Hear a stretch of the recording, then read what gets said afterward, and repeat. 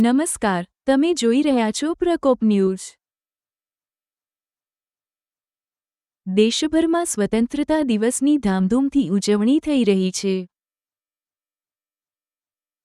વડગામ તાલુકાના નાનોસના ગામમાં પણ 15મી ઓગસ્ટનો પર્વ પ્રાથમિક શાળામાં વિદ્યાર્થીઓની પ્રભાત ફેરી અને ધ્વજ સલામી સાથે ઉજવાયો।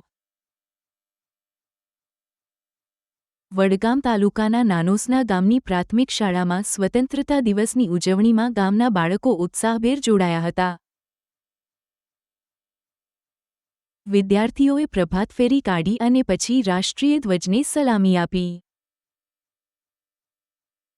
કાર્યક્રમમાં શિક્ષકગણ ઉપરાંત નાનોસના ગ્રામ પંચાયતના સભ્યો, સરપંચ વીરાભાઈ ચૌહાણ, ડેપ્યુટી સરપંચ રતુમભાઈ વાયડા, પૂર્વ સરપંચ રામજીભાઈ ચૌધરી, ભાજપ કિસાન સંઘના પ્રમુખ લક્ષ્મણભાઈ માહીવાલ અને ડેરી મંત્રી હરિભાઈ ચૌધરી તથા ગામના આગેવાનો મોટી સંખ્યામાં ઉપસ્થિત રહ્યા હતા। ધ્વજવંદન બાદ વક્તાઓએ દેશભક્તિના ઉદ્દગાર સાથે સ્વતંત્રતા દિવસની શુભેચ્છાઓ પાઠવી હતી। અહેવાલ જશવંત ઠાકોર, પ્રકોપ ન્યૂઝ, નાનોસના।